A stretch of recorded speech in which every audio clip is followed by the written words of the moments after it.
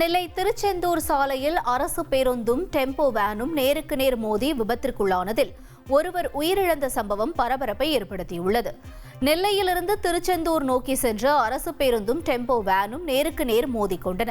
தகவல் அறிந்து சம்பவ இடத்திற்கு சென்ற தீயணைப்புத் துறையினர் இடிபாடுகளுக்குள் சிக்கிய நெல்லை தச்சநல்லூர் பகுதியைச் சேர்ந்த வேன் ஓட்டுநரை மீட்ட நிலையில் மருத்துவமனைக்கு செல்லும் வழியிலேயே அவர் உயிரிழந்தார். மேலும் இந்த விபத்தில் 15க்கும் மேற்பட்டோர் படுகாயமடைந்தனர்.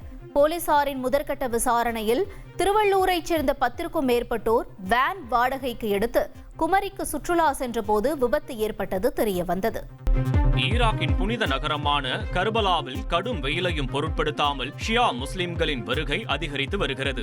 ஆண்டுதோறும் புனித யாத்திரைக்காக மில்லியன் கணக்கான ஷியா பிரிவு முஸ்லிம்கள் இங்கு வருகை தருவது வழக்கம். கடந்த ஆண்டை விட இந்த ஆண்டில் வெயிலின் தாக்கம் அதிகரித்து காணப்படும் நிலையில் யாத்ரீகர்களின் வருகை அதிகரித்துள்ளது.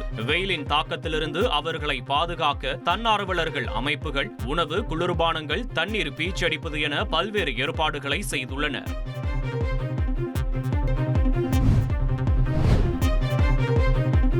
இத்தாலி நாட்டில் அமைந்துள்ள சிசிலி தீவின் மவுண்ட் எட்னா எரிமலை வெடித்து எரிமலை குழம்பு ஆறாக ஓடும் காட்சி வெளியாகியுள்ளது. உலகின் மிக சுறுசுறுப்பான எரிமலை என கருதப்படும் மவுண்ட் எட்னா கடந்த சில நாட்களாக அதிக அளவில் சீற்றம் காட்டி எரிமலை குழம்பினை வெளியேற்றி வருகிறது. இது தீவு பகுதியில் அமைந்துள்ளதால் எரிமலை குழம்பானது கடலில் கலக்கும் என்பது குறிப்பிடத்தக்கது. இதனை ஆய்வு செய்வதற்கு அறிவியல் ஆராய்ச்சியாளர்கள் மற்றும் பார்வையாளர்களும் இப்பகுதிக்கு வருகை தந்துள்ளனர்.